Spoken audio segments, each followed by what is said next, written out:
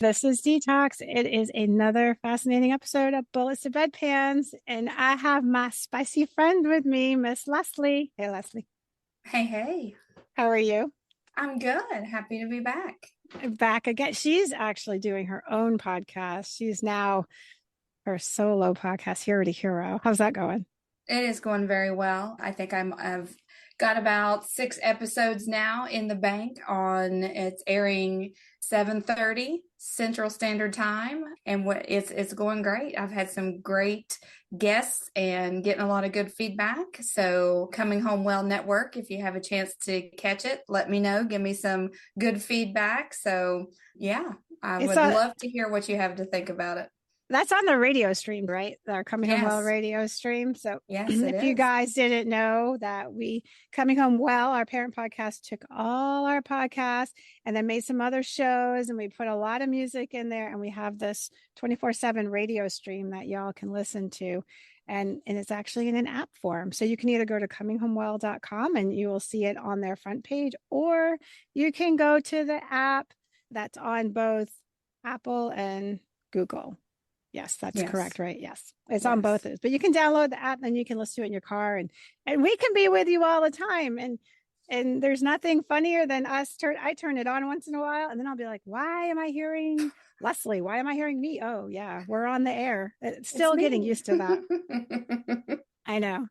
All right. So Leslie, we have kind of a unique podcast. So, most of our podcasts are, well, we come at it a little sassy, spicy, and we bring up hard topics, but we put our dark humor twist on it. I would say to kind of keep it lighter and to bring people information in a way that they probably can hear it that maybe tastes a little less bitter. Is that a good way to put it? I think it's just normal for us. I don't That's think it's dark. I think it's normal for normal. us. That's true. We Yeah, are it's our normalizing. norm. We are normalizing healthcare and first responder and military That's right. humor. That's what we're doing. That's right. So, all you dark, witty, humored people, you're all right. Don't you worry That's about it. right.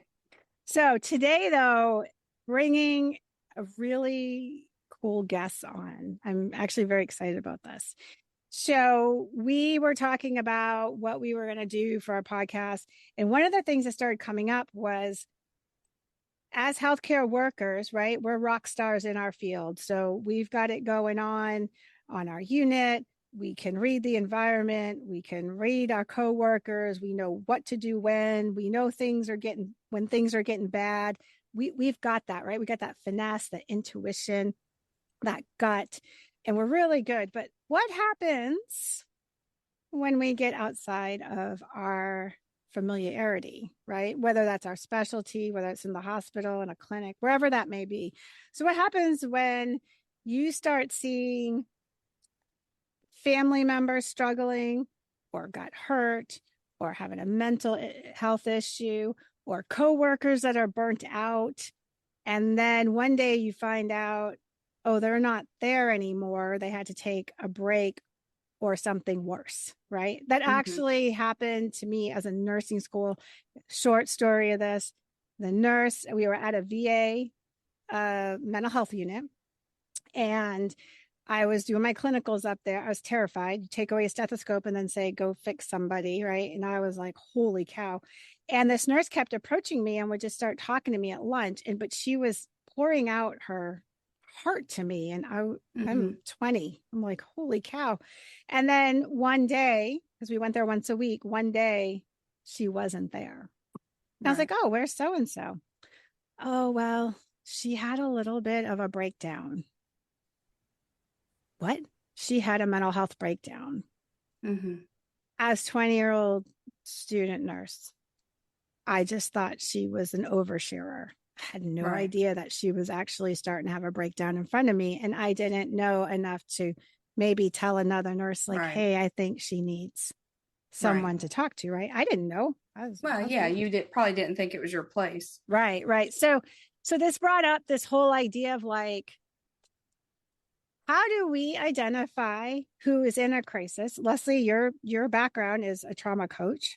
I have Hmm. dealt a ton with mental health through my previous jobs, and we can pick that stuff out quickly. Like Hmm. we're like, but if you haven't been in those realms, how do you pick up on that stuff early? And what do you do when it's a family member? Right. Because sometimes we're just more immune to the signs because we're like, look, unless you're dying, you're fine. Right. Right. Oh, don't be so whiny. Don't be so dramatic. Don't be whatever. And we might miss over signs that are there. Mm-hmm. So that's what we're going to talk about today. And true to fashion, our executive director knows nearly everybody. Who says to me, I know a person. And I said, you do? She goes, yeah, I think this person would be great. And I'm going to introduce him because once I talked to him, he said, hey, I know a person. And I was like, all right, we all know people here. This is great. So I'm going to introduce both of them. And then we're going to have this discussion because they're the three of you, the smart people in the room. I probably can just bring up anecdotal stories. So we're going to have this chat and educate people and get them realizing that if you do feel like this, you're not alone. Things happen. So first person we're going to bring on, Andre Miller. He is a Virginia Beach native, lives in Shenandoah Valley right now. Also a military man. He was 22 years in the military. He was in the U.S. Marine Corps, and he is still serving in the Army National Guard. How you went from one to the other, we'll save that for another podcast, Andre. And then after he left the Marines, he actually became a Virginia Beach police officer. You're just covering all our bases right now, by the way. And he was there for 3 years. And then he actually went and became a dispatcher for 10 years. There's a whole audience, right, that has to deal with so much right there and wears them out. And right now he's employed with a Virginia Department of Veteran Services as a regional coordinator and certified peer specialist. Hey, Andre. Yes, ma'am. Hello. How are you? I am doing. It's Monday, so I've been trying to wake up all day. It is Monday. He jumped on Zoom an hour early. I was like, hey, it's in an hour. Oh, yeah, it's Monday. Sorry. Yeah, I was multitasking. I was like, oh, I was just like enter and wait for them to bring the screen up. Then I looked back and I was like, oh, crap, it's not until 1. You're like, dang it. I was already. So Andre and I talked. We had like a little pre-meet. And then he goes, hey, I know a person that needs to come on. And I said, hey, the more the merrier. Like, we all want to talk about this. And so he tells me about Dr. Angela Porter. And she has a very impressive background. I will not be intimidated, I promise. I'm going to read part of it. You'll see the rest of it on the summary. It's a lot. Yeah. Her title is a mouthful. The Director of Suicide Prevention, Opioid Addiction Services at the Virginia Department of Veteran Services. And before that, she was the COO and president of Behavioral Health Alternatives, and that was a private consulting firm. And then she's been a program director for same-day access, outpatient, and crisis services at a local community service board. And then she has been director of counseling at Virginia Union University. She's worked at the Virginia Department of Corrections. Girl, you have got a background. She has got her BS in Administration Justice Psychology from the Virginia Commonwealth University. She has a master's in criminal justice administration from Clark Atlanta and her PhD from Capella University. And if that isn't enough, she's also on the board of directors for the Virginia Sex Offender Treatment Association. And she has over 25 years of experience in the behavioral health field and is a certified sex offender treatment provider. Did I get all that? That's it. And that's it. And you sleep when? I do sleep, but it is 25 years, so we can just spread that out. I know. I know people say that. How do you do all that? I'm like, you don't do it all at the same time. Mm-hmm. But it is impressive. Thank you for coming on, Dr. Porter. Thank you. Thank you. I think this is awesome. So, conversation to start. I'm going to throw this at Dr. Porter first. How many times have you seen healthcare workers, first responders, could be military first responders, military healthcare workers? How many times have you seen them, one, falling apart themselves and not recognizing it, and two, seeing somebody else falling apart and them also not recognizing it? I think that number would be countless times, an infinite number, because of what they're faced with day to day and so many different things coming at them. Some of those persons that you mentioned would actually be that person experiencing the difficulty.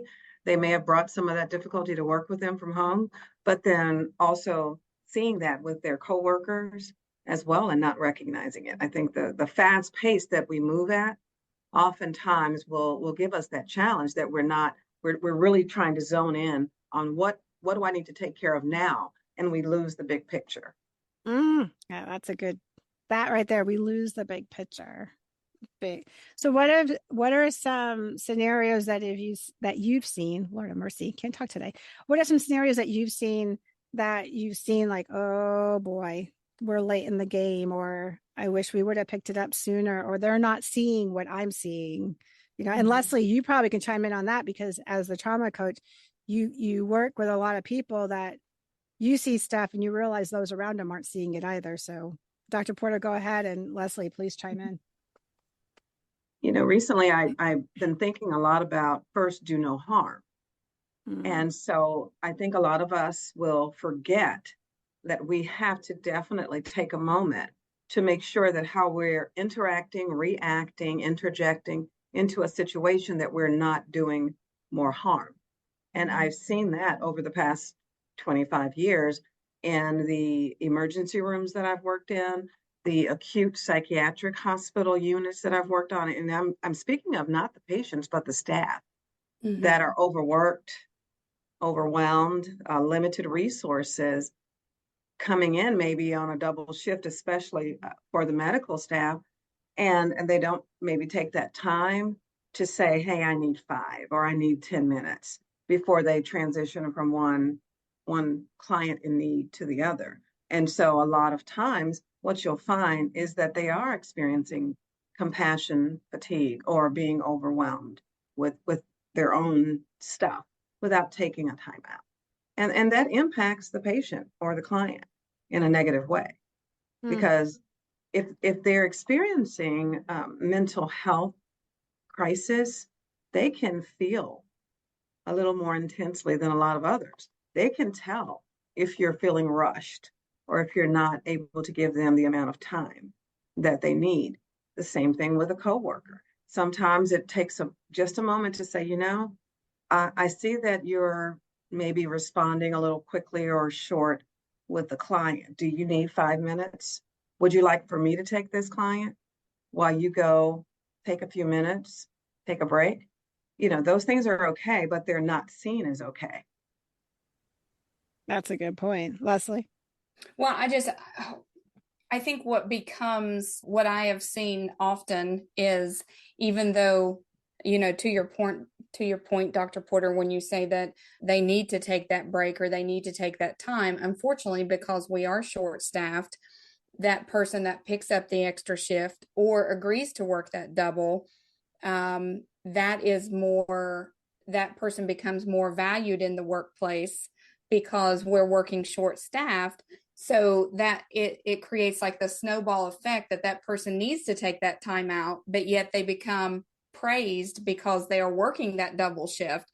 So it kind of creates this catch-22 of, yes, they need to take the time out, but then they're being praised because they are working extra, and they become they're getting this extra attention because they're getting this praise because they're working extra, and I don't know how to say it. It's like a martyr? They're running off of that praise of being valued when psychologically they need to be resting. So they are enjoying that praise that they are receiving from working extra when they should be resting and taking some time off.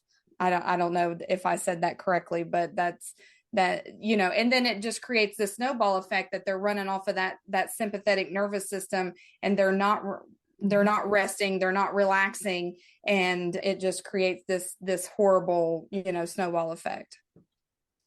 Do you think martyr is a good word? Yeah. Like, you know, like when we say that I haven't used any of my sick time, I have 200 and some sick hours and I haven't used any, and they wear it like a badge of honor. Yeah. You know, and that is praised in the first responder healthcare community. I'm laughing because Andre over there raised his hand like, oh, like me? Andre, I hope you don't have 200 sick hours over there, buddy. And Dr. Porter's saying, Bad Right, Andre. right, She can find you, Andre. She lives in your building somewhere. right. Oh no, I've gotten better about it. Well, what's your take on this? Because you got the military, you and I have the military background, right? And we both know that. And you have healthcare. I mean, you're a dispatcher, police officer too, that first responder side too. So we're doubly messed up, right? We're definitely, Yeah, I yeah, mean, I definitely call it like a superhero complex. Like you want to save the world, and I yeah, mean, who Yeah. doesn't? You know, that's probably like the best self praising you can give yourself is like, I did a great Right. job today. I saved this many people, and you come back in tomorrow to do even a better job. I think a lot of us in these job fields were here because they always say it takes a special person. Obviously, when you're sitting there at work, you're like, that's a load of crap.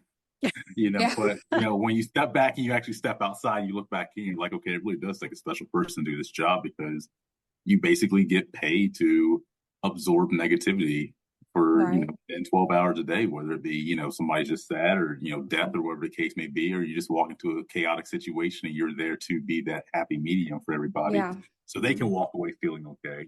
But we never take out that second. I think, well, at least when I was a cop, I think I had a healthy way of coping with it. Obviously, alcohol being one, because the Marine Corps teaches you how to drink. So, and they teach you that's the best way to cope with a lot of issues. But then I would go home. You go home to your spouse, and flat out, I was a straight asshole. Like that was me for 3 years. Like, but these are things that I can't take out on people at work because I need a job and I don't want to go to jail myself. So, hey, I'll just come here and we'll argue about nothing now all of a sudden. So. yeah. Yeah, exactly. And this person, obviously, usually your family members, your close friends, they actually kind of end up taking it from you because Yes. they know that to them that's a way of helping you relieve that stress. But in the same breath, they're kind of damaging a lot of things, especially your personal life. So, Well, Yeah. and the military and medical, the statement has come up many times.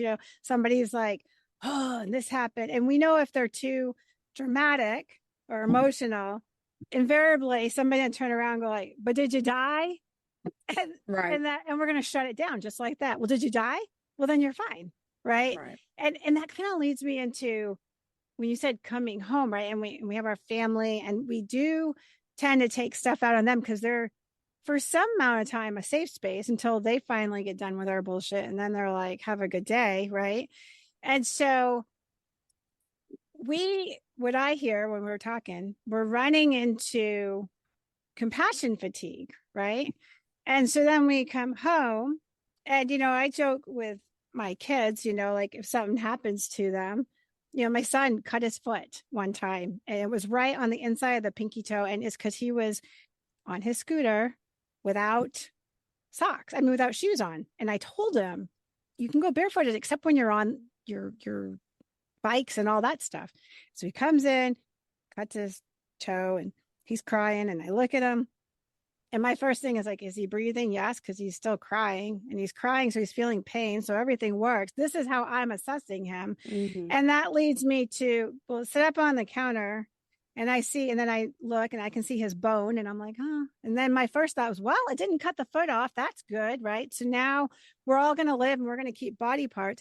And then that turned me into lecturing him for 2 minutes about him wearing his shoes and blah, blah, blah before I ever touched him. Cause I already knew he wasn't going to die. So you're going to get a lecture because I have a captured audience. And now we're going to move forward and go to the ER and get taken care of. Now, something that civilian be like, that's messed up. Andre's over there like nodding his head like, because I probably have some level of compassion fatigue at that point, right? I'm probably like, dude, you're not dying. It's a cut. We're going to move on. You can put some stitches in it and we'll be just fine.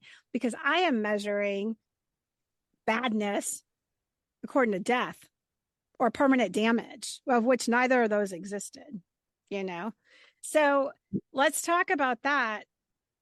Now we're at home, and let's talk about this compassion fatigue and what you guys see happens. Do you see people that have missed signs with their own family or friends or their coworkers, and what happens? So, Andre, go ahead. You're nodding your head there.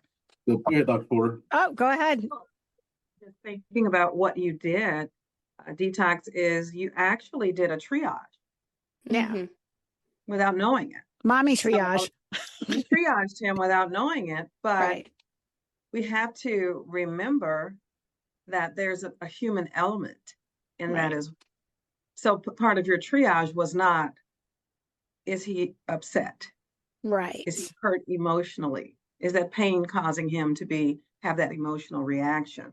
And so that's what we take out of it sometimes because we're exposed to the extremes. Working as a crisis worker, if I go in and do an evaluation, it would be different in the outcome than if an outpatient therapist were to walk in who sees things on a lesser level than me as the crisis worker. I'm going to downgrade what I see potentially if I'm not aware because I'm used to seeing the worst of the worst. Well, you're removing emotion because we can't have emotion and function in a lot of the scenarios that we work. Very So true. even though Right. that was her child, she didn't have empathy. She removed emotion because emotion, we can't have emotion and work in traumatic situations. Now that's a good point because I'll tell you the other part that happened. My husband had gone TDY. He was 2 hours up the road. He had just left. And this always happened to me. Like nothing bad happens when he's around, it's when he goes. And so in my head, I'm like, damn it, he's gone. I got to handle all this. And I did. I had to be a nurse. That was it. Like I didn't have to, was I mean to him? No, I wasn't mean to him. And when I lectured him, it was like, dude, you're supposed to, whatever. Okay, let's go. But take the similar scenario at the beach. My child, sometimes I wonder how he's alive, gets smacked by a jellyfish. Kid you not. Those blue, I can't remember the name of them. But anyways, he's out in the water and we see him kind of like screaming and arching up. That's a bad sign, right? And I'm like, whoa. And there's a guy out there that sees him and doesn't go to him, right? So my husband's running for the water. He's pulling him out. He's crying, sits down. Thank God he had a t-shirt on over him, but that thing got him good. I mean, it lashed him up. And we're both there. And my reaction, I looked at my husband and I'm like, do something. That's my reaction. I literally went emotional and I could not until he all of a sudden says, Mom, I'm really hungry. And it like reset me. And I'm like, oh, you're going to live. That was my measurement. I kid you not. I mean, I'm being vulnerable here. They're probably like, oh, she's whack job. No, he said, I'm hungry. And I'm like, well, no dying person is hungry. I can assure you that.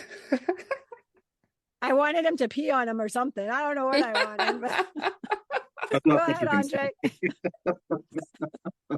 I think normally as far as, when we get home and, I think looking at how we miss signs sometimes, I tend to, in my house, you hold your spouse, you put them on a different pedestal than you do everybody else.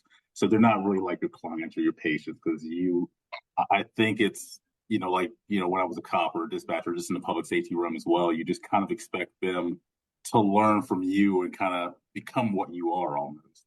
So, I'm thinking like, okay, I'm living with a cop or I'm living with a dispatcher because you hear these stories all the time, so you should know them.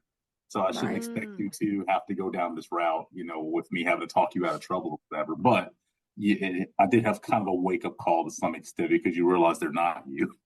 When they call you and they're on the side of the road with a flat tire and, the gas station's right there or they ran out of gas. It's like, why don't you just walk across the street and get gas? So you do realize that they don't handle things the same way you do, or they don't process it the same way, as far as like missing signs, I'll share a quick story. So as far as, when I was in the Marine Corps, go back to the barracks, every night's a party. And we were basically sitting there drinking. And my last roommate before I left North Carolina to go to Japan, he exhibited signs of suicide constantly, especially when we started drinking. And, I think part of this is, I'm literally sharing my ignorance here for, when I was in my, early 20s, but, right. He basically showed us several signs, as far as everything from, he would disappear and he would go sit in the bathroom and cut his wrist open. And we'd go in there, we sit down and talk to him for a second and then we pop him back up, put him back outside on the catwalk with us and have another beer. And, that was our way of taking care of him. We did get over to Japan and finally, that's when I was in Okinawa with him or I was arriving in Okinawa for a detachment type mission of some sort. And basically, when I got there, obviously looked him up because I knew he was there. And yeah, sure as crap, he hung himself at the bullet bars that day right outside of his shop. So, I think Yeah. a lot of that could have been prevented, but those signs were there. But I think it was a thing of, we are the same. We went through the same training. We're the same person. So you have that same amount of resilience when in actuality he didn't. So Right. yeah. If you could bottle resilience and hand it out equally, we would win the Nobel Peace Prize and be very rich people. Because I'll tell you, my husband, he's also prior military, and he was a medic. That's why I yelled at him to do something. You're the medic, do something. but I totally lost what I was gonna say to you on all that. Oh, I remember what it was. Lord have mercy, a mommy moment. PTSD. He had deployed a lot, right? And he had another person that deployed a lot. And up until this point, you say PTSD, and he kind of like stick his nose up at like, oh, for God's sakes, like everybody, they get coached on how to claim it and blah, blah, blah. And I'm over here working in an environment where I am dealing with a lot of this, right? So I have a whole other picture. And I said, listen, that if we could figure out who would trigger and when, we'd all be very rich people. Mm-hmm. But I said, we don't know that. We don't understand people's resilience. Because really, by all statistics, my husband should be dealing with that and doesn't. Sleeps well, and does well and functions well. And I'm like, I don't understand how some of the things you've been through and you're not. This other guy, same setup as him, deployed a lot, similar backgrounds. The only difference was my husband had been a paramedic before, and this guy hadn't. When they go deploy, when there's, this, Andre, when there's like a mass casualty or planes are coming in, it's like all hands on board to help bring them in. So people from other units and other jobs would come over and help them just carry litters in. And that's what this guy did.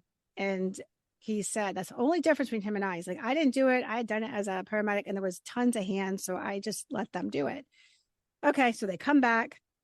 This guy's doing fine from what they can tell. Daughter gets in a car accident.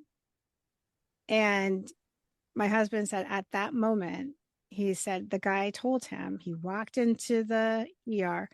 The girl was going to survive. She did have injuries. There was some blood, but she was going to make it and be okay. And he said all he could see was helicopter blades and blood.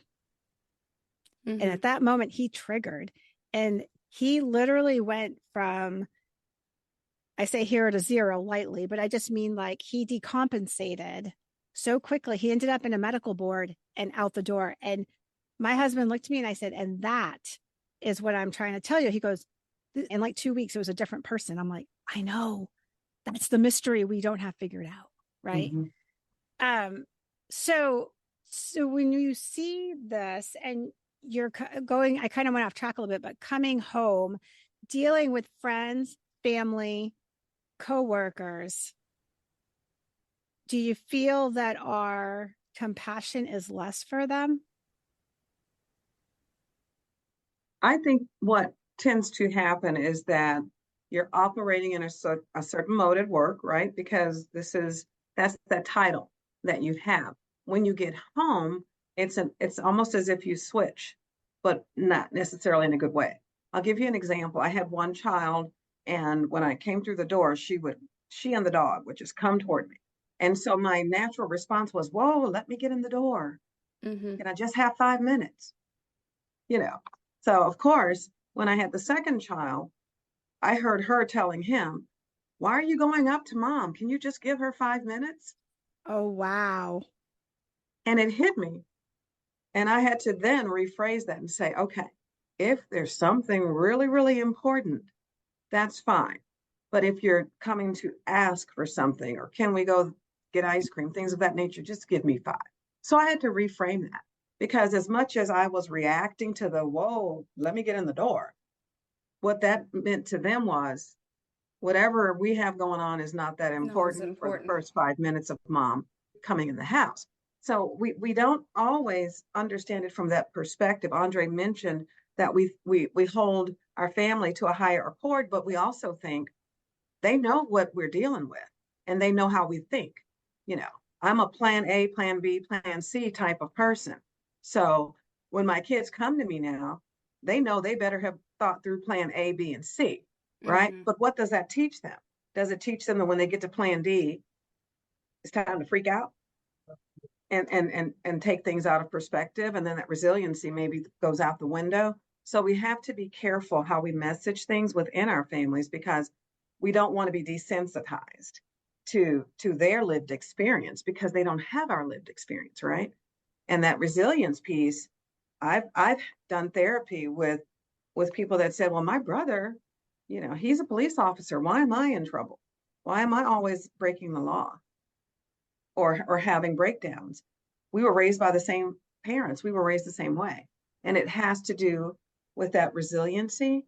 And some of that you're born with, and some of it does need to be taught. And we don't necessarily do that. Ooh, that's a good one. That's one to think about, because, well, no, it brought me back to a podcast I had heard, and this gentleman's an ultra marathoner, prior Marine, and doing all these great things. Like he does ultra marathons. He's trying to raise money for his daughters to get lights up in their softball fields. And he's a great dad and just a really cool human being. You hear his story, like he escaped to the military to get away from the abuse, right? Has a brother makes different choices. And some of the choices resulted in murder, and he's back in jail. And they both had a dad that was not there. He was in jail. They both had the same dad. They both had the same upbringing. And one of them is thriving and has this beautiful family, and the other one's in jail for murder. Same family. So that's an interesting statement that you make. Some of us have a certain level of resiliency. Do you think it's due to like the order of birth? Firstborn, secondborn? You can No. see some confirmation in that, but I would not say scientifically. What I will say, though, is that we are born with the DNA and the genetics, the whole personality makeup that we have. We are born with that, whether you believe that it happened in utero or it was just the fusion of those genetics. So that doesn't mean that we can't do something about it, right? So that means that there are different things that therapists can do to assist with resiliency, to help you be able to manage emotional distress that you may not have just received from your environment. Good, Leslie. I think we're continually experiencing new things, new events. And if we don't continually work on ourselves and process those events, then the things that we expose our children to, I think that is where, we talk about, okay, the things that, to Andre's point, we go home and we may say things or expect things out of our family, because I know, as far as I'm concerned, when I was working in critical care and my children were very small, and, as far as Dr. Porter coming home and saying, your children, just give me 5 minutes. If I hadn't worked on myself and realized that I had to process what I was dealing with so that I could deal with my children better, then their outcome would have been different.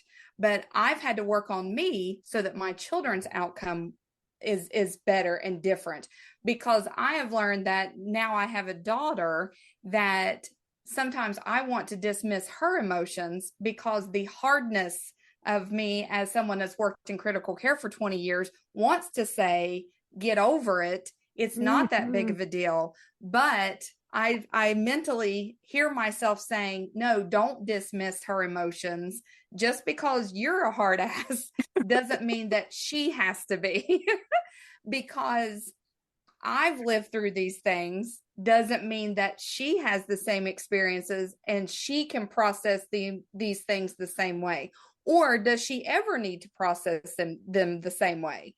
So why do we think, as first responders, healthcare workers, that that our kids are able to process these things the same way? Why do we think that? So I think that it's a continuous, we constantly have to work on ourselves. We're constantly being exposed to traumatic events, and we have to constantly process these things, work with professionals so that the outcome is different for our children, so that the outcome is different for us.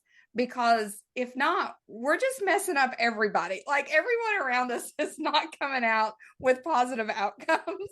I think that's just the general, that's why we're missing things in our families, because we can set tunnel vision and we can say, okay, I'm going to run off my sympathetic nervous system and I'm not going to work on myself and I'm not going to process these emotions that I'm feeling.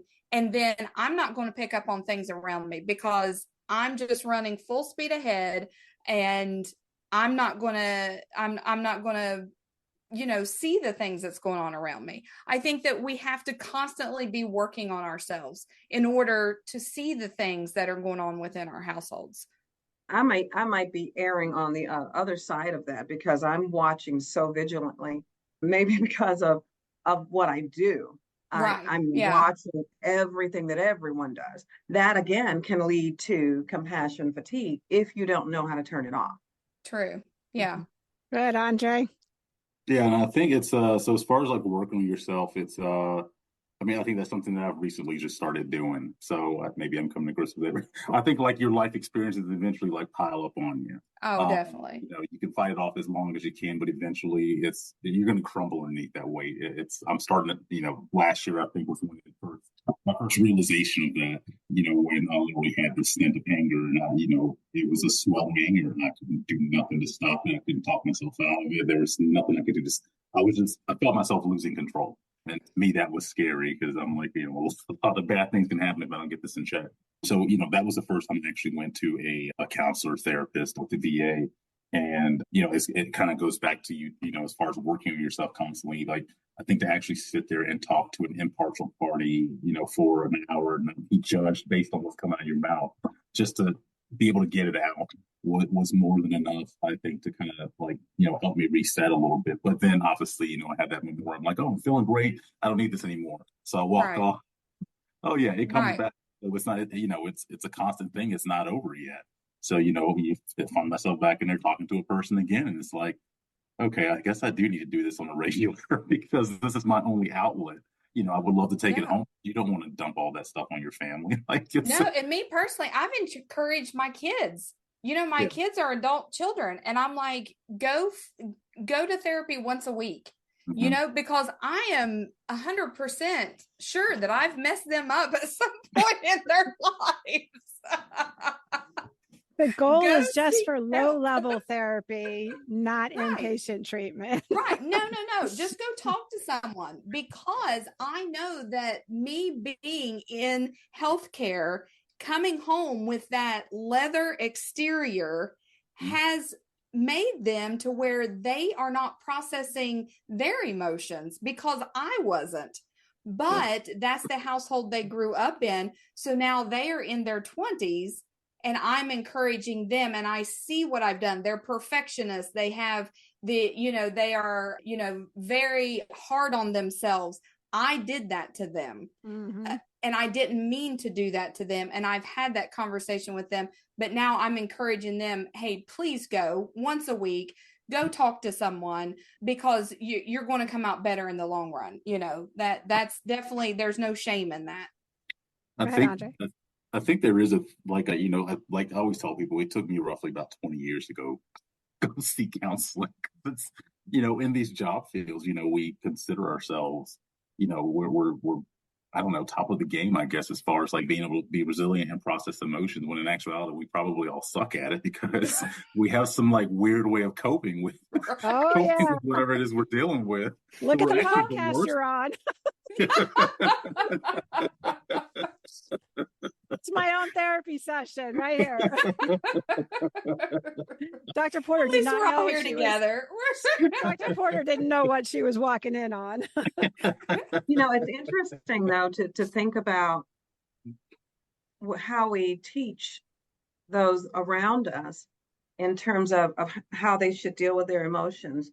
And so sometimes you will go from one extreme to the other, right? And it's good if you can try to find some kind of a balance, maybe somewhere in the middle, not perfection, but balance. And I don't like to use the word normal, But I think it's really important to meet people where they are, even at home. Mm-hmm. And so that good self-care puts you in a better place to do that. As a therapist, I'm also a mandated reporter, and family Look out, family will, Leslie.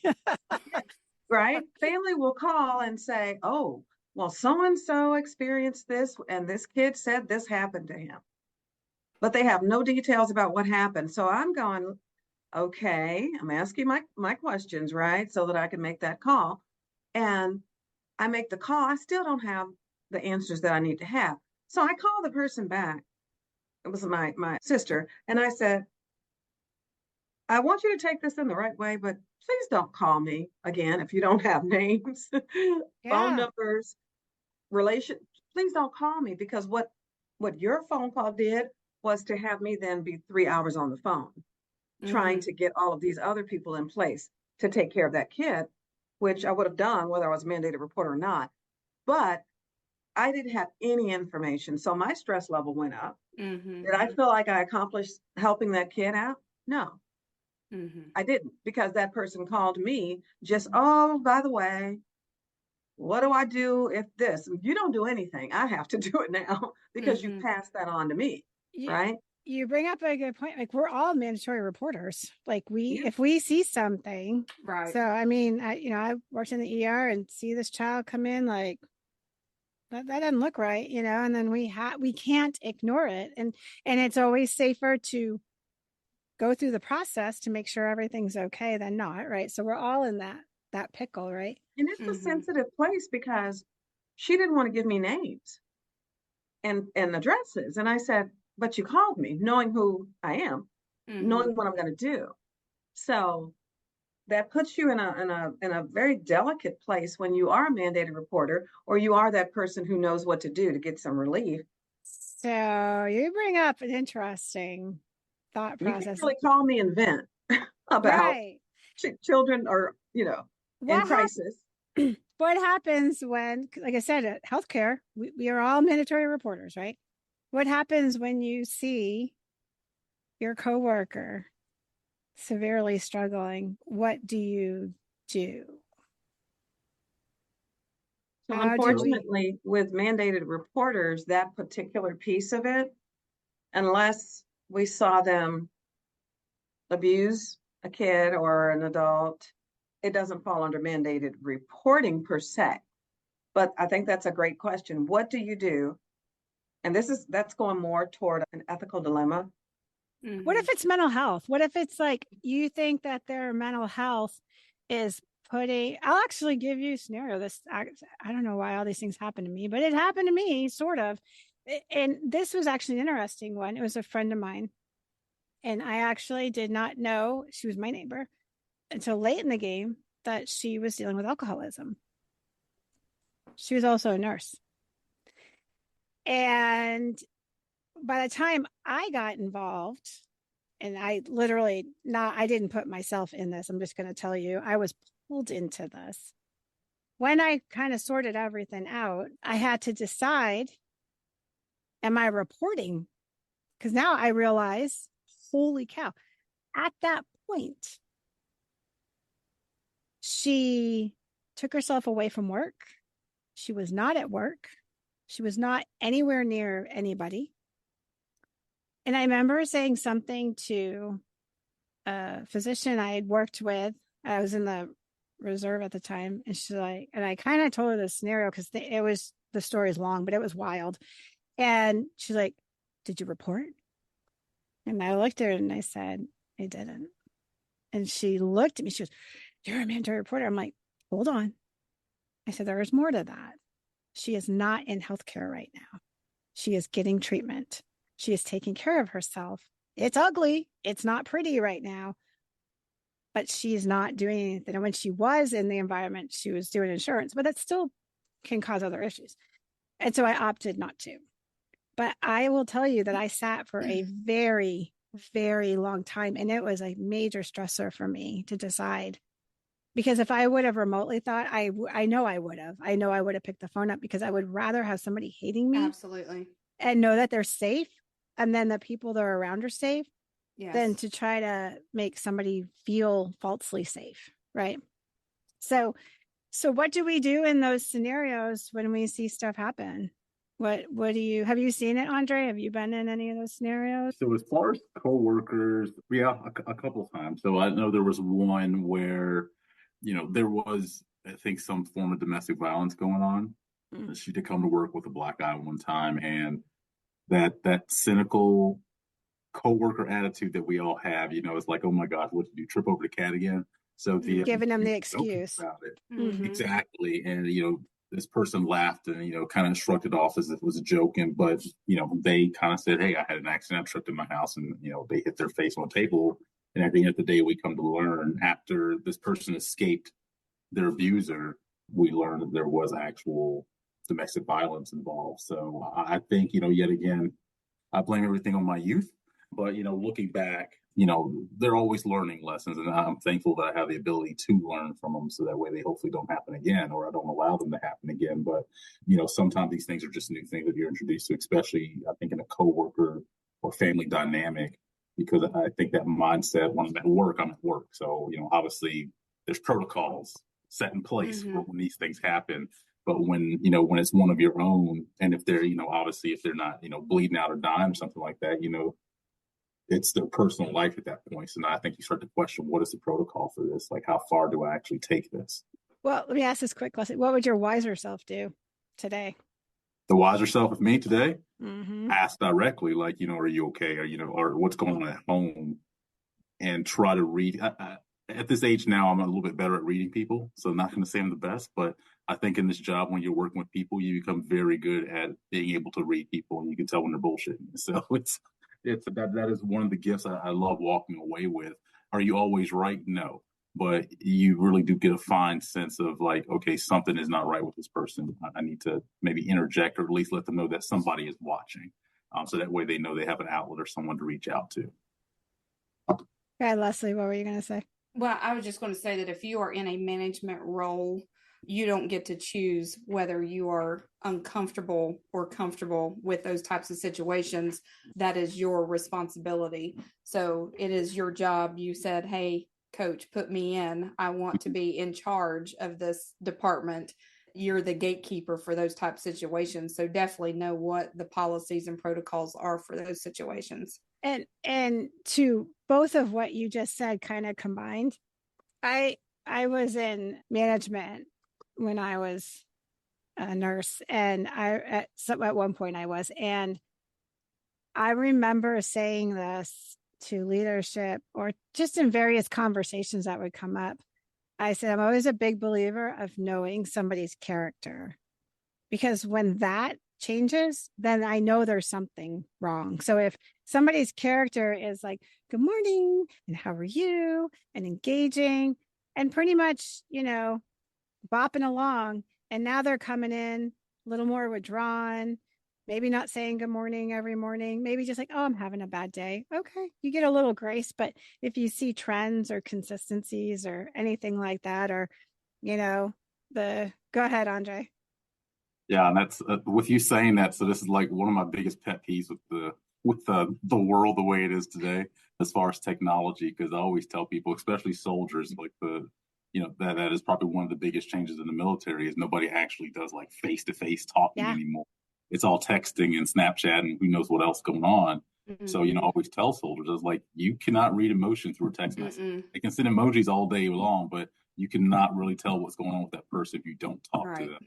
Yeah. Trying to get them to actually engage as we are designed to do as people.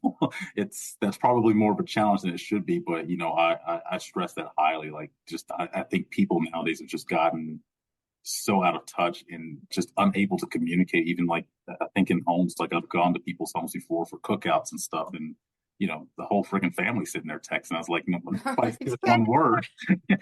And you feel awkward. So it's just. So in the military, and I don't, every branch probably has their own type of training. The Air Force had POW training. We called it Ass Beat School, is what we all not fondly referred it to.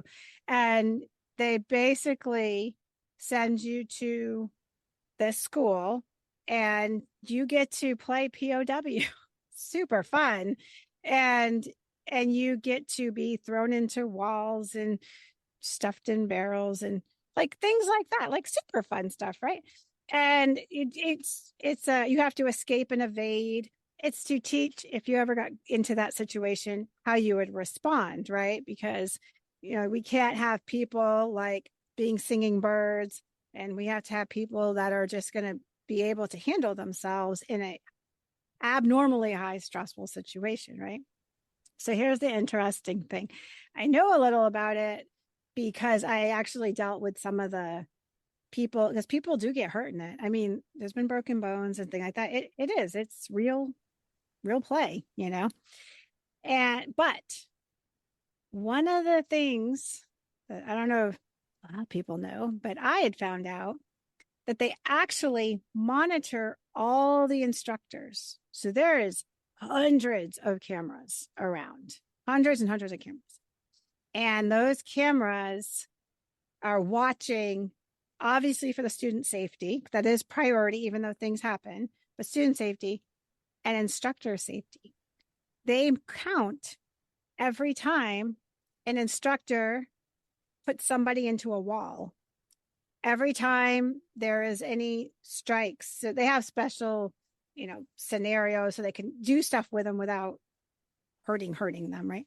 So every time they, whatever it is, pushed in a wall or yelled at or something physical, they get it, they count them. And if they notice that somebody's counts are going way up, they pull them out. They actually pull them away to find out what's going on, because you're one of those instructors, yours no personal life. They gotta know everything going on. What's going on at home, what's going on in your personal life, what stresses are you dealing with, whatever. Figure out where it's at. If possible, remedy the situation or put them in kind of I say timeout, but get them decompressed. And a lot of them, when they go home, they have a decompression room. So you spend all day being an aggressor. And then you come home to your 3 little kids. Wow. Not a good environment, right? No. So the rule is that they go, well, I don't know if it's a rule, but my understanding is that these guys have decompressor rules. They go home, they decompress, and then they re-engage with their family. It is very, very highly psychologically watched. But at what point is this normal? But look at the environments we go into. I mean, you can ask Andre, being a Marine, and exactly. Welcome to indoctrination. I mean, and right, then we wonder why why we're like this, why we are the way we are. And I think it's funny. You always say like this job with DVS. This is probably the first job where I've ever heard the word self-care. Any job prior to this, I had no clue what it was. I was like, what the hell are y'all talking about self-care? So it's because you're used to going, and then you get your break when you go home and take your nap. So right. This was the first job where I had that. But, I think after experiencing this, obviously it's going to be hard to go to a job where they don't practice this anymore. So if I ever, leave.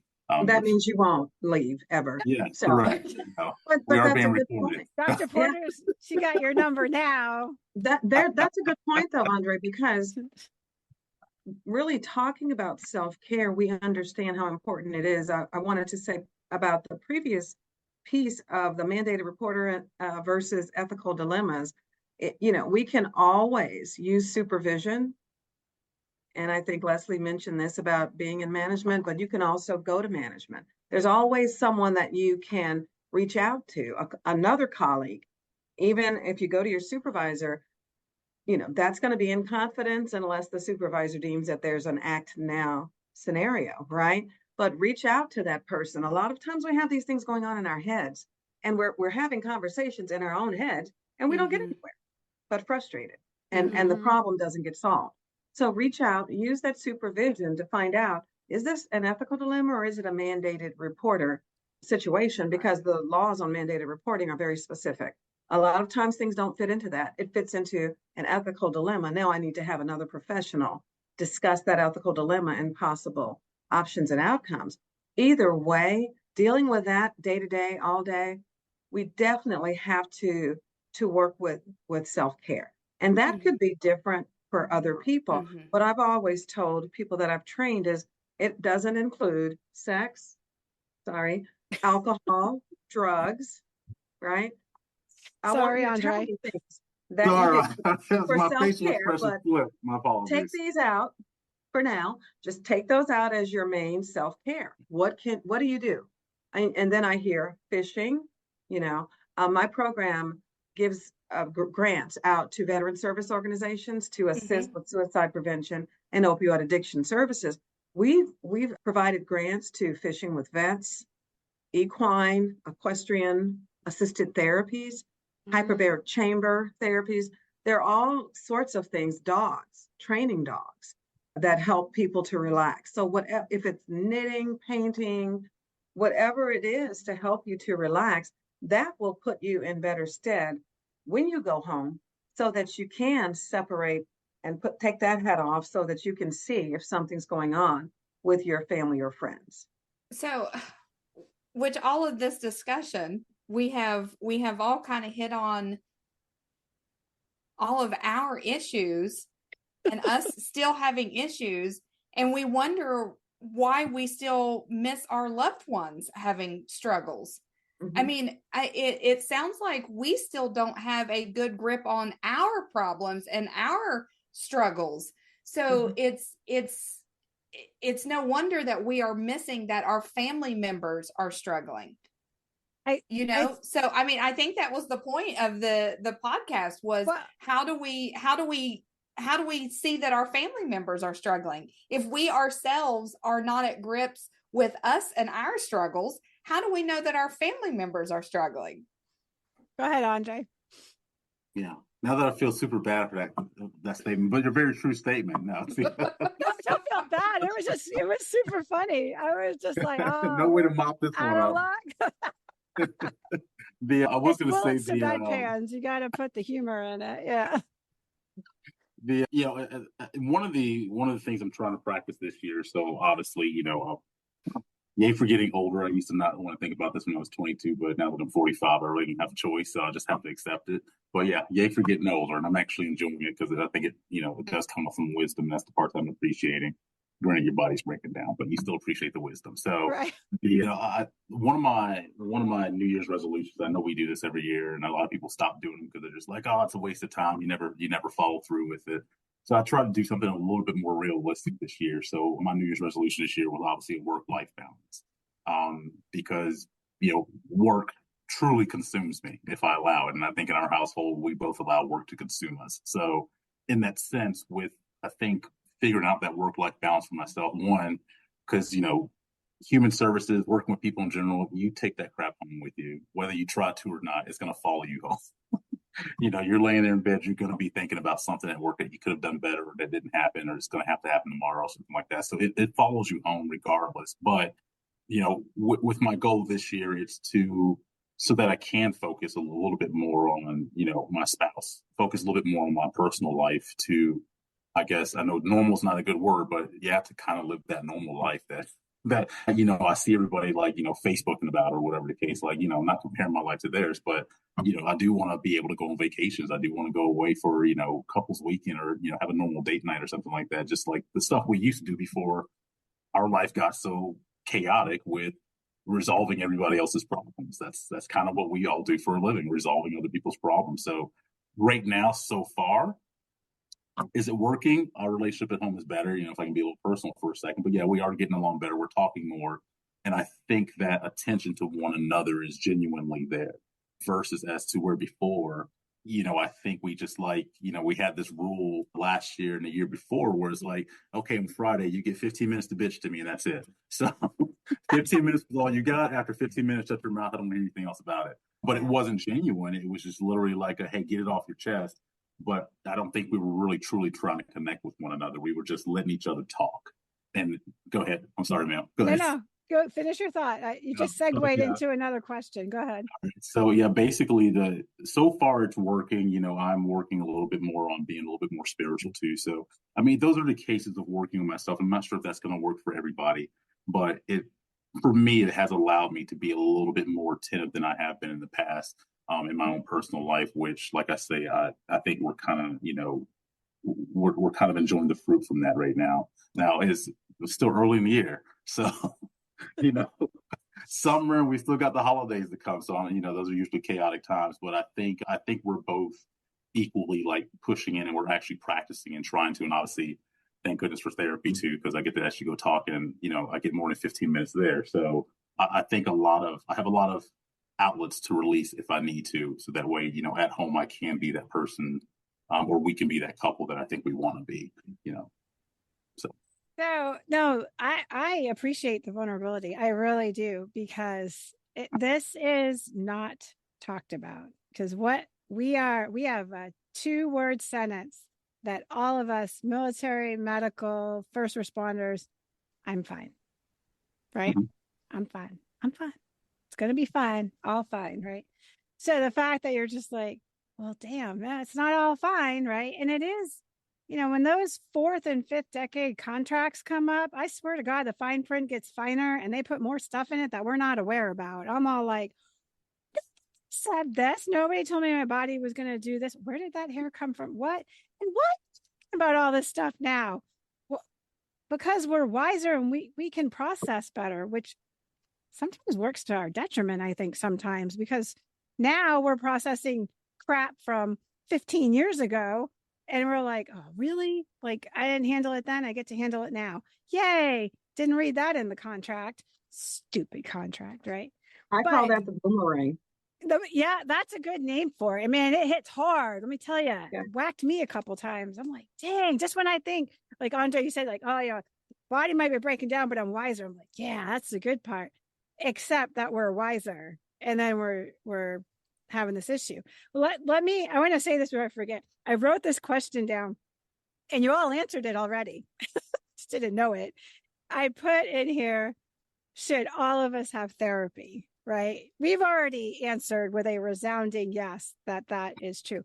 But I want to bring up a little point. And Leslie and I had a podcast, and we were talking with somebody, and her podcast will be coming out just before yours, actually. And it was a police officer. And she made a comment that just hit me so hard. She was taken out of commission from her police work because she was struggling, and she had good leadership that actually saw it. Mm-hmm. And they said, we're pulling the plug. We see this. Of course, mm-hmm. You know, she had to go through the whole grieving process, but at the end was like, they were right.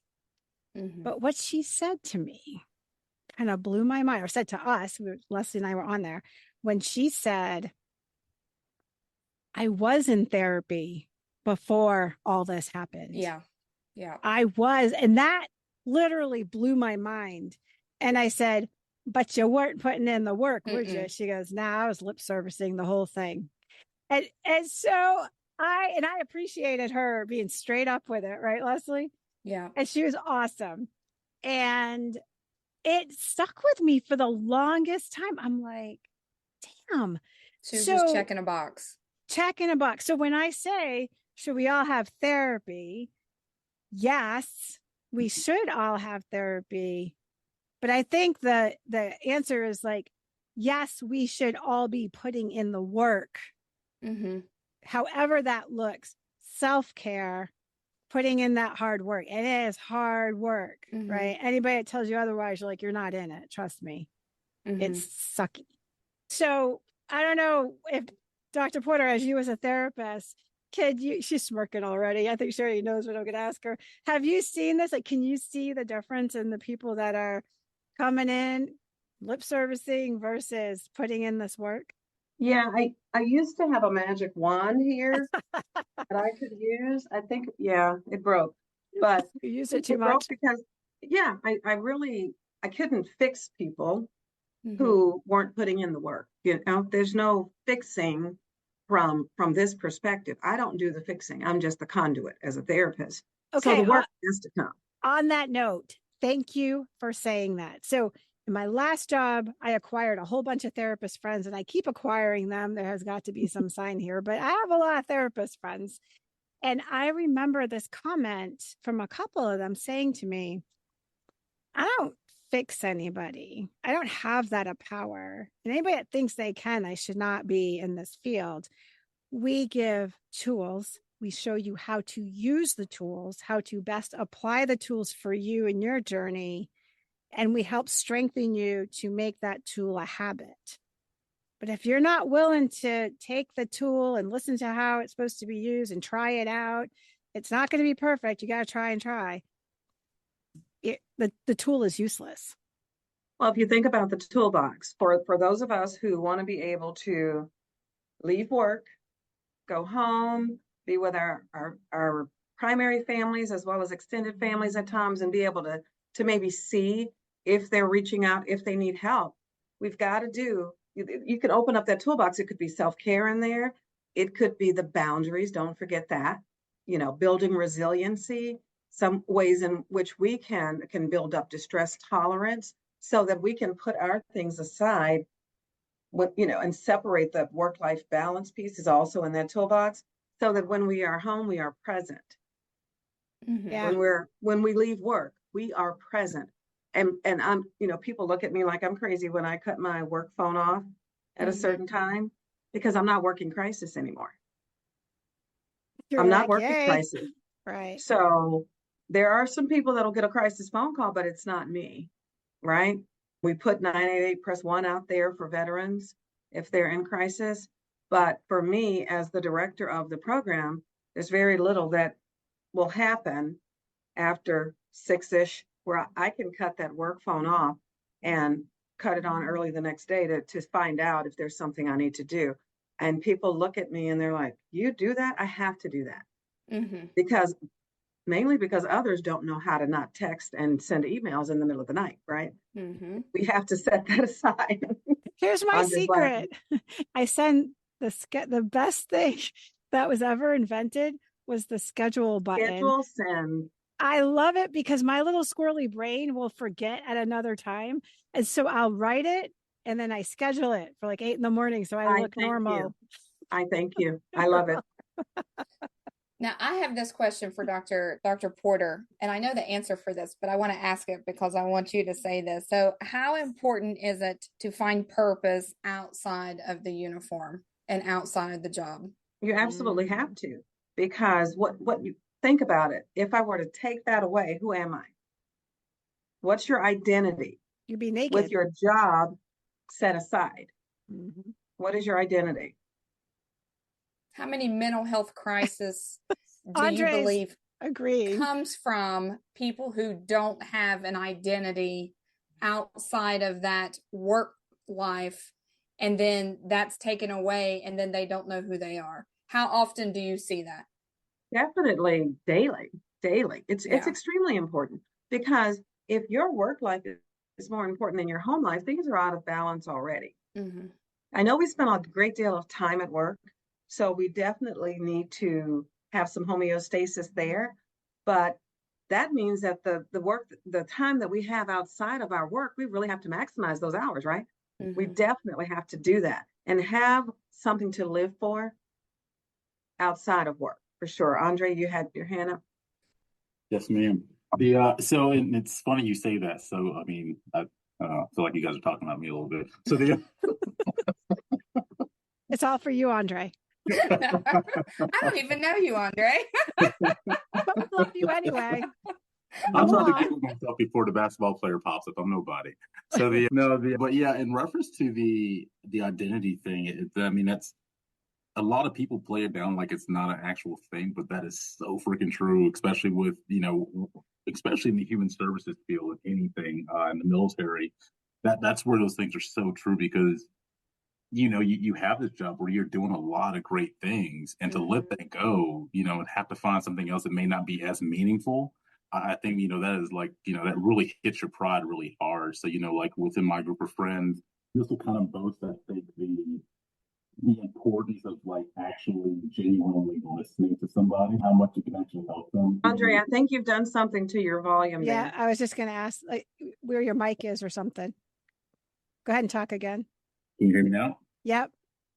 Probably because I turned my head away. I'm not sure. Yeah. But yeah, I remember I had somewhat of a breakdown one night, and my buddy was there with me, and I kind of view myself as like, the black Captain America of our group. So, I'm this superhero. I've had all these roles and stuff that I've played in life and done these things. And I think they kind of, I kind of got the sense that they kind of looked up to me for that reason. Not looked up to me. That sounded kind of conceited, but they kind of looked to me as that guy who's had these jobs and done these things.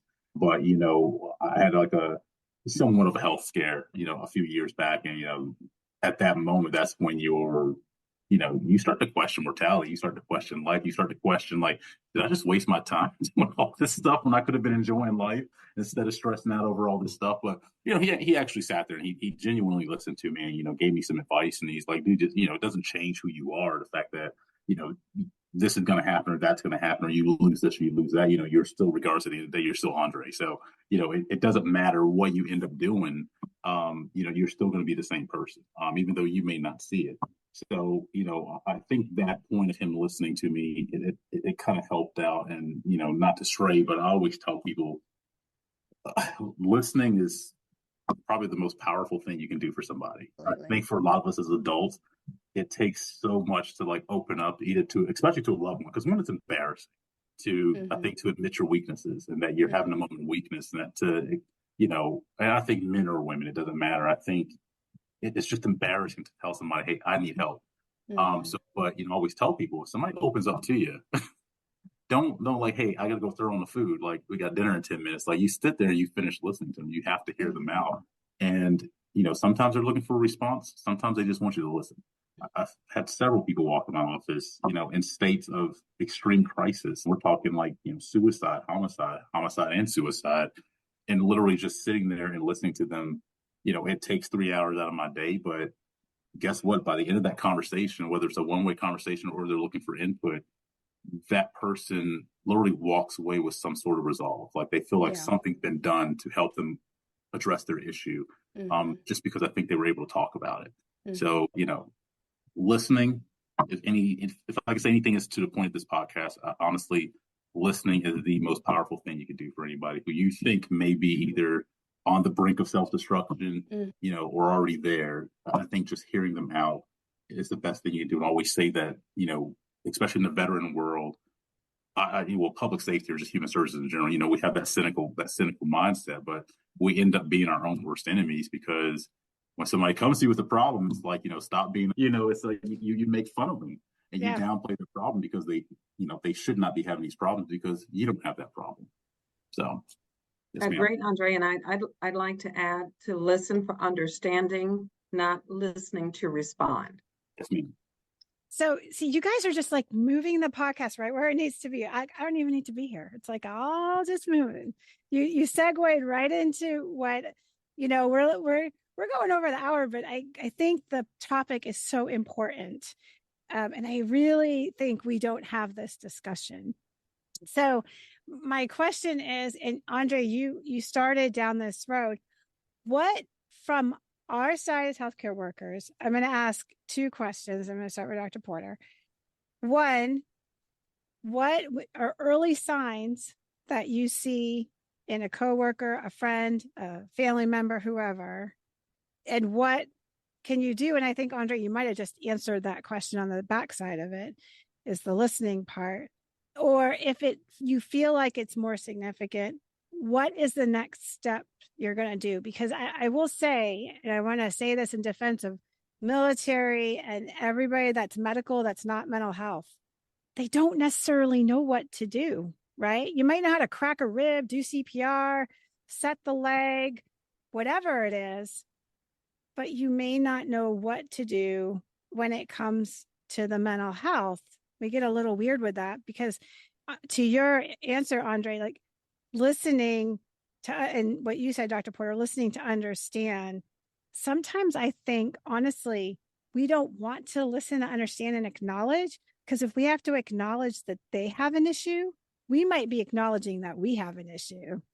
Leslie and I have already acknowledged we have issues, so we're good. But well, I think it's a great question, but to give a generally specific answer to that, we should always look at what that person's norm is in terms of their behavior in a particular situation or environment, at home, on the football field, or basketball court or at work.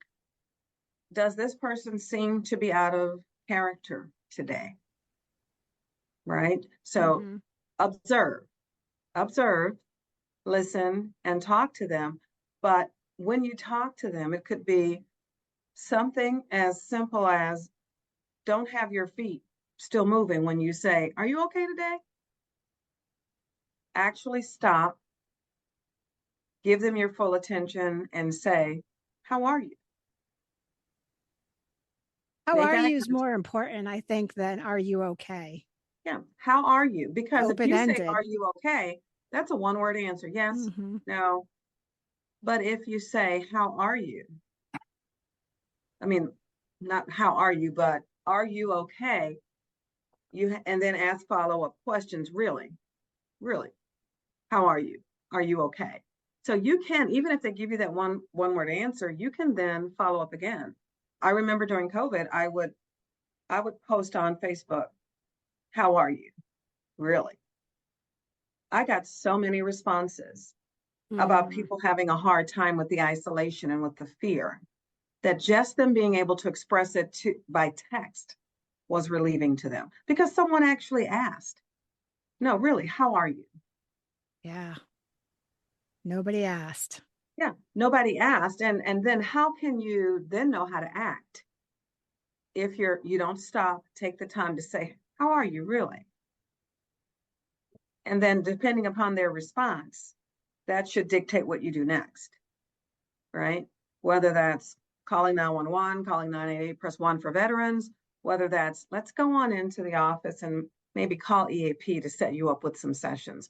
Many people don't know about the free sessions with EAP. Many people are overwhelmed financially and they don't know that EAP can What's assist you with that as EAP? well.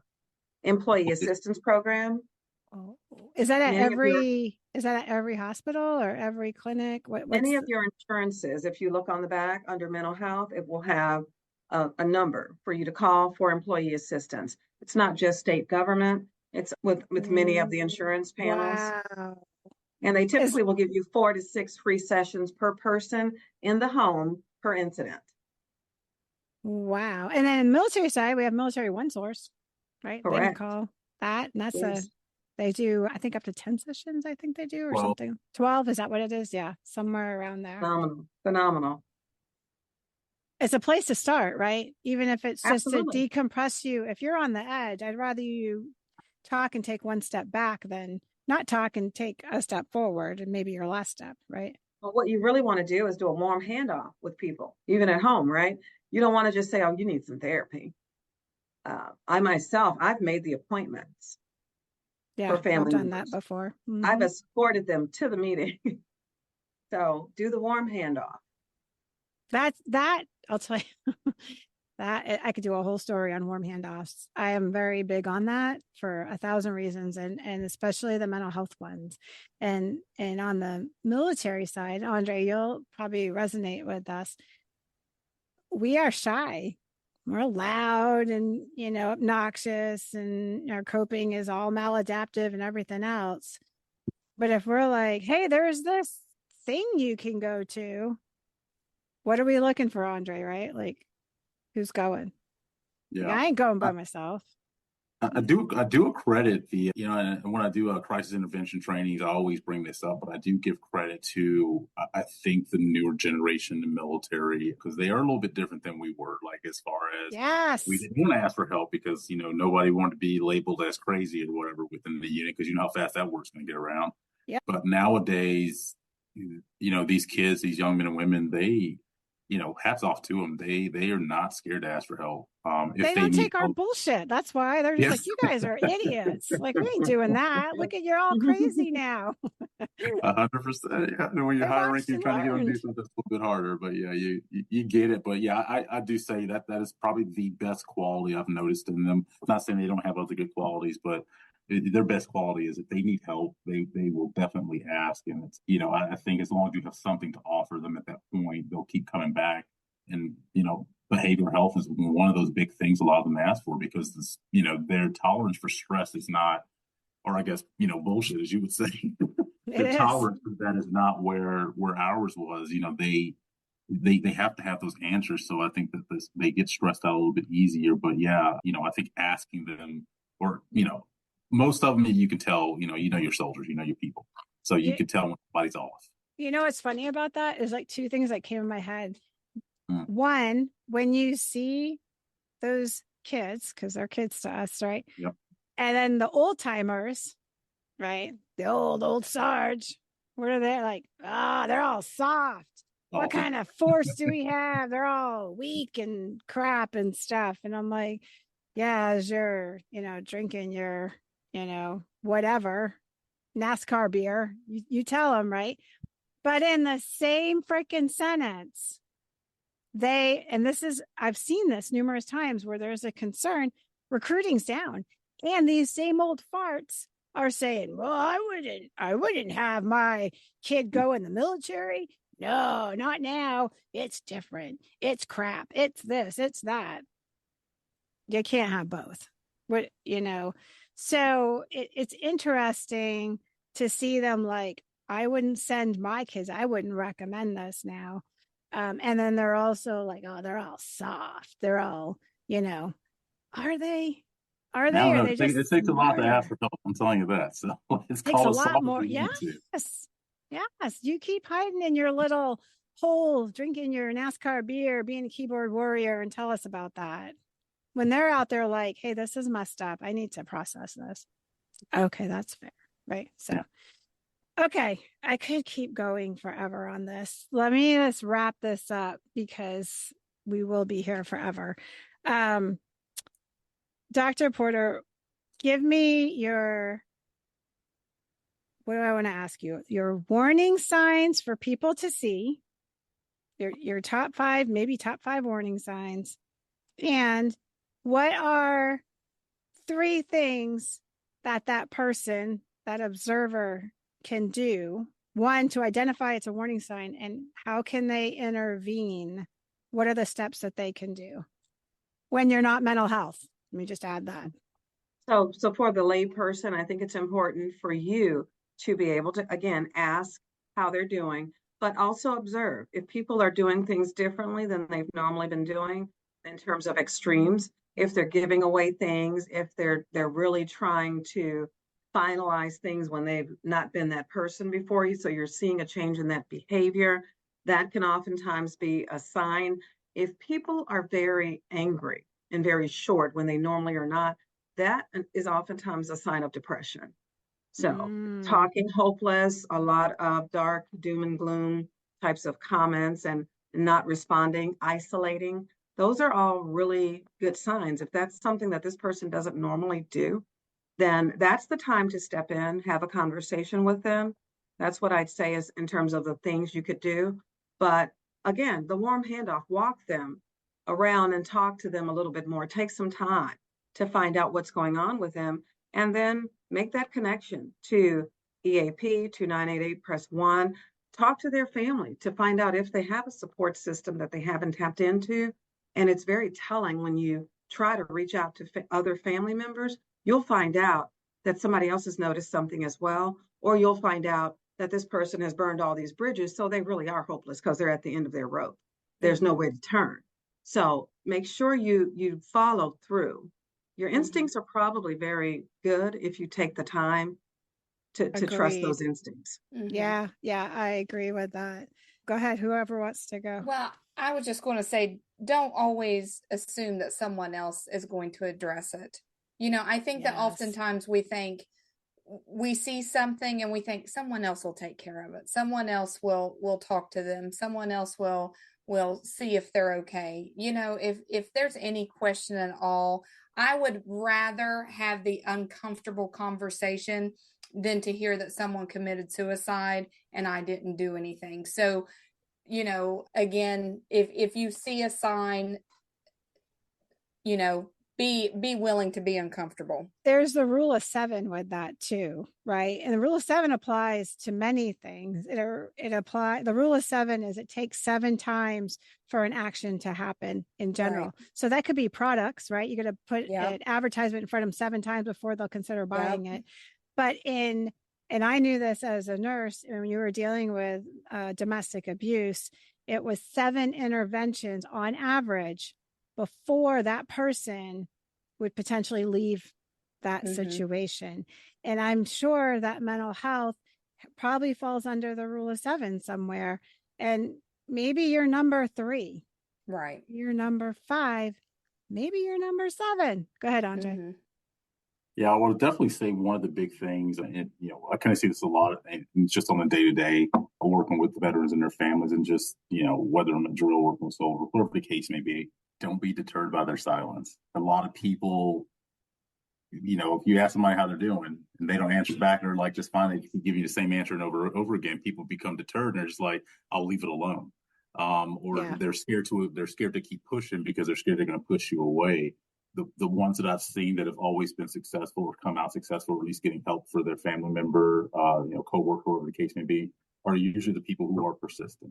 There's a way of being persistent without, I guess, coming off in a nagging sense, and in a way to where you feel like you're annoying the person. But I think persistence will play a huge role in the success of whoever it is you're trying to help. So, do you agree with the statement that persistence is almost like a form of a litmus test for the person that is receiving the persistence?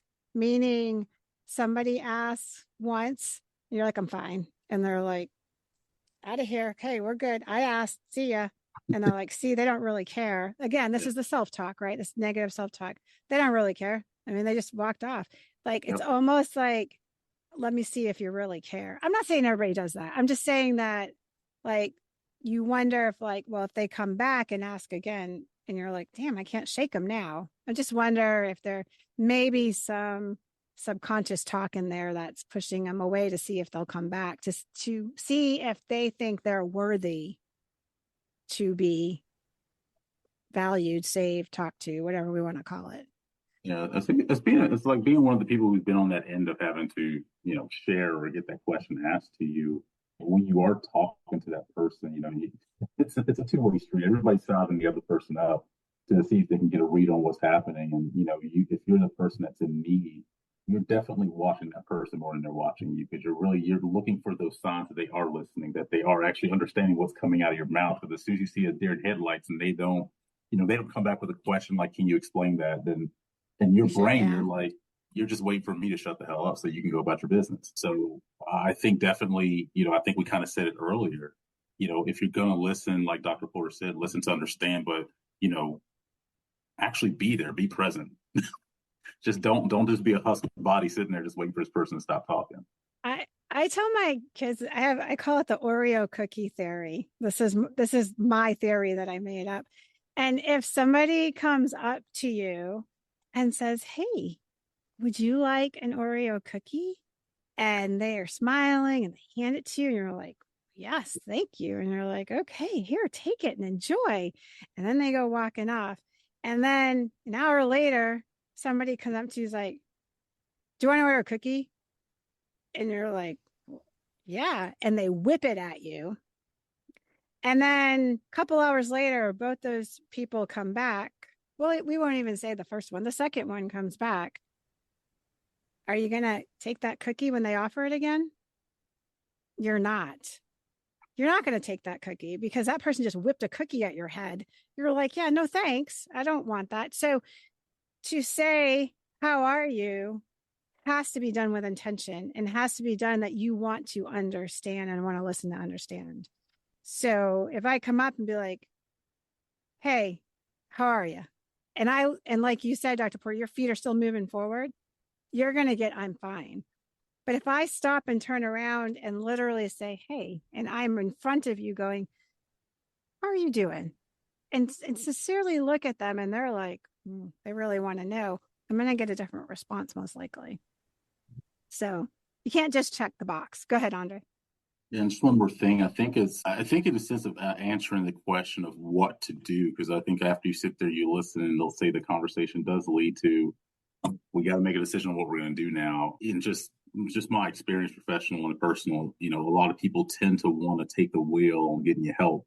Some people want to kind of get the help for you without you having any say so on what kind of help you're getting. Yeah. You see a more common practice, especially with parents, they tend to want to definitely take that control for their children because, no parent wants to bury their child, right? So they want to take that control, and they're like, you won't go out and get yourself help. I'm going to get it for you. Sometimes that works. Sometimes that doesn't. I mean, just from what I've seen, sometimes it just people, I think people do like the one lady you folks were talking about earlier, where they were just checking that box. Mm-hmm. They're like, whatever to get them off my back, I'll just go and I'll sit there and I'll talk for an hour. I'm not really going to engage, but I'm just going to play the game until they leave me alone about this.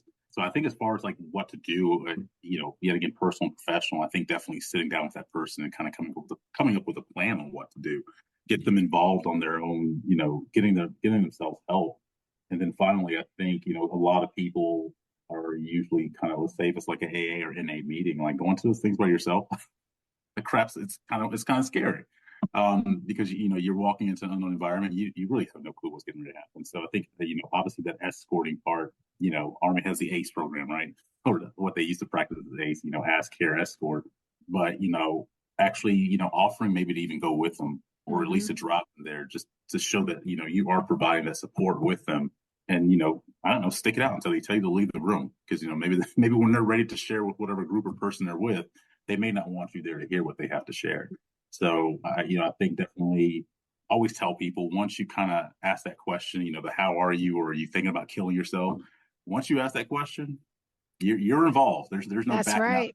You better be ready to engage 100%, because if they give you the answers that you're looking for, if you're looking for that yes or yeah, I need help, you have to be present. You have to be ready to play game with them, because if you just kind of half-ass the project, they're not going to go through it. And good luck with them telling somebody else this ever again, because it was embarrassing enough for them to say yes to you. So agreed. Yeah, I think one thing that's important to know is that it can happen to any of us. Yep. So when we put ourselves in that category of, oh, my kids know to come to me, or, my relatives know what I do for a living, they're going to come to me. It can happen to any of us at any time. Yes, it's all inclusive. That's right. What do you got, Leslie? Now, I think that's great. There's plenty of programs out there. There's too many of us for anybody to ever feel alone. So again, have those uncomfortable conversations. I serve as a peer support on Serve and Protect. It's a nonprofit, and I'm that warm handoff. So when it's for first responders, healthcare workers, so they call in, and while they're getting them placed with a therapist that accepts their insurance, then I'm given their cell phone and their email, and then I communicate with them while they're being placed with a therapist that accepts their insurance. So I'm sure there's plenty of programs out there like that. So I'm just someone that they can talk to while they're being placed with a therapist. So I'm sure there's plenty of programs like that. But definitely, if you're having any thoughts of suicide or anything like that, definitely reach out and get a hold of someone. And anybody here on this podcast would be more than happy to talk to you for sure. Definitely. Yep, I agree. I'll throw one out there. First Coast Heroes Outreach. They actually do for military people that are transitioning out of the military. They get up to, I think it's 11 or 15 mental health sessions. That's what they offer. And it's telehealth, so they can do it anywhere in the US. I know the founder, great people. And Prior Marine also, Andre, just FYI. So yeah, so there is a lot out there. So, all right, here's my final take on this. After listening to it, and we went a long time, but God, it was a really good discussion. I mean, I think I felt like I just had a therapy session, because we really talked about stuff that it makes you think, right? Yeah. And I think my biggest takeaway of all this, if we ourselves do not start taking care of ourselves, we are not going to be good for anybody else. We are not going to be able to see the warning signs in anybody else. And we're going to miss that stuff. And like Leslie said, we're just messing up everybody when we don't take care of ourselves.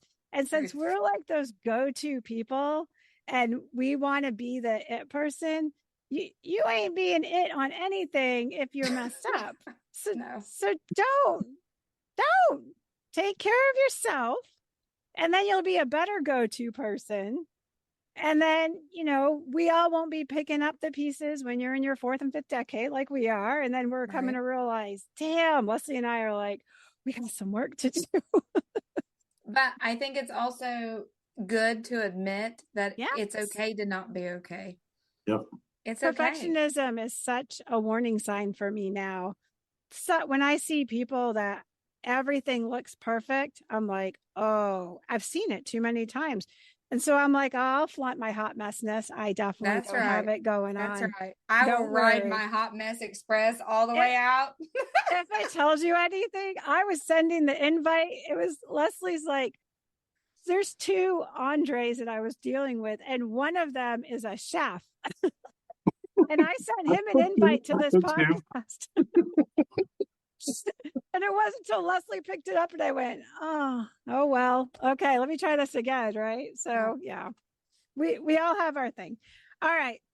I want to thank each and every one of you for coming here. We went way over our allotted time. I know I took up extra time of your day. I just think that this is a crazy important thing to talk about because we do not talk about it from our perspective. All we come up with is I'm fine. And then when we're not, and then somebody else is not fine and we don't know what to do, then what? Right. And it just turns into a really ugly circle. Right. So thank you, Dr. Porter, for being here. This was awesome. Andre, thank you so much for being vulnerable and sharing your journey.